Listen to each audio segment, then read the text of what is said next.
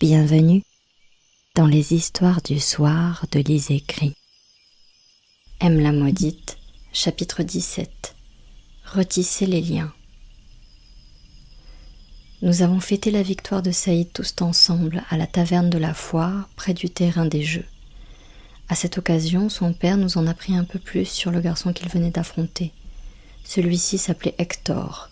Il était bien du duché des Sarlas, mais habitait dans les murs de la ville d'Ophor. C'était pour cette raison que, nous qui étions de la campagne, nous ne l'avions jamais vu auparavant. De ce que le père de Saïd nous en dit, c'était le fils d'un des lieutenants engagés à l'époque des campagnes militaires du roi. Son père avait fait partie des victimes de guerre dont le duc avait décoré les familles en mémoire des disparus. Sa mère, quant à elle, était la fille d'une générale et combattante elle-même. Ainsi, dès le plus jeune âge de son fils, elle l'avait entraîné à être un champion. Je ne dis rien à mon père ni aux autres du regard que j'avais surpris chez ce fameux Hector. Il aurait sans doute mieux fallu, vu la suite des événements. Sur le moment, j'avais pensé que, puisqu'il était éduqué au combat depuis son plus jeune âge, ce garçon avait sûrement un peu de mal à encaisser une défaite, mais savait aussi pertinemment que c'était le lot des compétitions. Était-ce par orgueil de voir mon ami gagner face à un enfant soldat, ou par naïveté de penser que les répercussions d'une telle victoire n'auraient rien de terrible, mais je n'avais rien dit, et l'incident avait rapidement quitté mon esprit. Ce soir-là, l'ambiance était à la fête, et rien n'avait pu contrarier mon humeur. Malgré mes journées bien chargées, je m'arrangeais toujours pour assister aux épreuves de Saïd. Bren ne m'octroyait aucun repos, et les tâches quotidiennes ne décroissaient pas, au contraire. Vu le nombre de convives que le château recevait, il arrivait encore de temps en temps que je doive donner un coup de main tantôt aux cuisines, tantôt aux chambres, s'il y avait besoin. Concernant la compétition, j'avais tout naturellement choisi de prioriser les épreuves de la catégorie junior. D'une part car les gradins étaient majoritairement vides pendant ces rencontres, puisqu'uniquement remplis par les familles des concurrents et concurrentes et qu'il ne fallait donc pas se battre pour trouver une place. D'autre part parce que leurs horaires s'imbriquaient parfaitement dans mes programmes quotidiens. Étant donné que les compétiteurs, surtout eux, de la catégorie adulte avaient une fâcheuse tendance à festoyer quasiment tous les soirs de la compétition, les rencontres de la catégorie junior avaient souvent lieu au moment de creux de la journée, c'est-à-dire soit le matin de bonne heure, ou bien sur les temps de midi et pendant la digestion. Nous étions toujours le même petit groupe à venir encourager Saïd lors de ces affrontements. Son père était toujours là. Sa sœur et sa mère essayaient de se relayer pour pouvoir assister chacune à une épreuve sur deux. Mon père nous rejoignait aussi souvent qu'il pouvait, mais comme mes frères étaient encore jeunes, il devait parfois rester à la maison pour soulager ma mère avec la charge domestique. Il s'était aussi proposé de donner un coup de main chez Saïd pendant la période de la compétition. Leïla aussi était souvent là. La régularité de sa présence me surprit. Elle accordait beaucoup d'importance à venir supporter les jeunes participants de la compétition. Ou bien était-ce un argument pour se rapprocher de Saïd ? En tout cas, elle se faisait régulièrement accompagner de Suzanne qui, elle, cachait de moins en moins son envie d'être avec moi. Un soir, Saïd m'interrogea sur mes ressentis pour la jeune femme. Il avait engagé la conversation de la manière la plus abrupte possible. « Elle te plaît, Suzanne ?»« Quoi ?» ?»« Bah arrête, me dis pas que t'as pas vu comment elle te regarde. » Nous étions assises dans l'herbe, près de la carrière où s'entraînaient les chevaux du château. Saïd avait son petit sourire au coin des lèvres. Je ne m'attendais pas du tout à ce qu'il entame cette conversation. Il remarqua mon malaise. « Pardon, on n'est pas obligé d'en parler si tu veux pas. »« Non, c'est pas ça, c'est juste que je sais pas trop quoi dire. C'est la première fois que ça m'arrive. »« Quoi ? Qu'une personne te plaise ou qu'elle te montre ouvertement que tu lui plais ? » ?»« Bah, les deux. »« Ah !» s'exclama-t-il. Son sourire se transforma en une pure expression de satisfaction. Je ne l'avais jamais vu comme ça. Par curiosité, je lui demandai si c'était la compétition qui le galvanisait de la sorte. J'étais quasiment certaine que Saïd n'avait lui non plus jamais expérimenté les choses de l'amour. Quelle ne fut pas ma surprise d'apprendre que si, lui avait déjà vécu un semblant d'histoire, avec une personne de chez nous. Tu vois Jude ? Jude ? Qui vit près de la place du marché ? Ouais. Ben, on a eu un petit truc. Pardon ? Je l'ai toujours trouvée plutôt jolie, tu vois. Ben non, je savais pas, mais attends, raconte. Saïd resta plutôt évasif sur le sujet.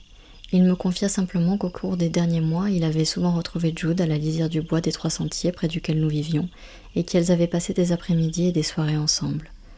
De ce qu'il me raconta, leur aventure n'était pas allée plus loin car Jude était assez prise par l'atelier de cordonnerie de ses parents et lui-même avait décidé de passer plus de temps à s'entraîner. Pourquoi tu m'en as jamais parlé ? Je savais pas trop comment aborder la chose pour être honnête. Je crois que j'avais besoin de le garder pour moi. Un peu comme un truc secret, tu vois. Comme quand t'as commencé à t'entraîner en vrai. C'est pas du tout la même chose. Oui, mais je te parle de l'émotion. C'est plus excitant quand c'est secret. Je pense que c'est ça que j'ai voulu préserver. Il y eut un petit silence entre nous. Le soleil n'allait pas tarder à se coucher. C'était bientôt l'heure qu'on se sépare. « Tu m'en veux ?» me demanda Saïd après un petit moment. « Non, non, je comprends. Simplement, j'ai l'impression d'être encore en retard. » « Comment ça ?» Saïd se tourna vers moi. Je sentis ma gorge se serrer. Je ne lui avais jamais parlé de la jalousie que j'avais ressentie pour lui concernant la compétition. C'était engageant pour moi d'aborder ça avec lui. J'ai pas été prise au jeu. Je veux dire, j'ai pas pu participer pour des raisons auxquelles je peux rien. J'ai arrêté de m'entraîner parce que mes journées sont trop remplies alors que c'était super important pour moi et mon quotidien c'est... Je sais pas, c'est tellement loin de ce que je rêvais. Mais attends, Héloïse, t'es l'écuyère de Dame Nour. Rien que ça, c'est déjà incroyable. Et si tu veux t'entraîner, demande-lui. Maintenant que tu connais un peu mieux le château, ça devrait être possible. T'as défié les juges, alors elle sait que tu peux combattre. Oui, ça... Non mais regarde, c'est grâce à ça que t'es ici aujourd'hui. C'était imprévu, complètement risqué, mais ça a permis au moins ça. Tu sais, moi si tu m'avais pas embarqué dans tes histoires d'entraînement, j'en serais pas là. Et grâce à ça, j'ai trouvé quelque chose qui me plaît. Alors merci. Saïd me prit dans ses bras. Son accolade me réchauffa le cœur. Une fois que nos corps se séparèrent, je lui dis « Je suis heureuse que tu sois là. Moi aussi. Je suis heureuse que tu participes à la compétition. Merci, moi aussi. Je suis heureux de te retrouver. » Un sourire doux illuminait son visage. Je serrai sa main posée près de moi dans l'herbe. Il me rendit mon geste par une petite pression des doigts. Il était maintenant l'heure de rentrer. Alors que nous nous apprêtions à nous relever pour nous quitter, Saïd lança, l'air coquin. « Mais dis, je voulais juste revenir sur un truc si tu veux bien. »« Oui, bien sûr. »« Alors comme ça, elle te plaît, Suzanne. » Savoir Saïd si près de moi me procura un profond sentiment de joie pendant les jours qui suivirent. En tant que participant à la compétition, il avait le droit d'accéder à l'enceinte du château. Nous avions l'occasion de passer beaucoup de temps ensemble, hors des nuits et des moments où il combattait dans l'arène. Dès le lendemain de notre discussion sur les questions d'amour, Saïd me demanda s'il pouvait venir à l'écurie. Vu le monde qu'il y avait en ce moment au château, je me disais que s'il m'accompagnait, personne ne verrait qu'il ne s'agissait pas d'un employé. Il m'assista donc à plusieurs reprises et son aide me fut bien précieuse. D'une manière générale, j'étais contente de pouvoir passer du temps avec lui et j'avais plaisir à sentir que lui aussi.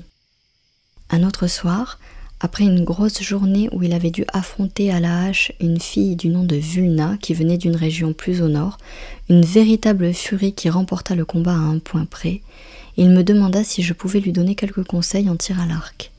L'épreuve de cette discipline était prévue pour le lendemain et il me dit avoir besoin de mes talents pour aborder la rencontre avec plus de sérénité.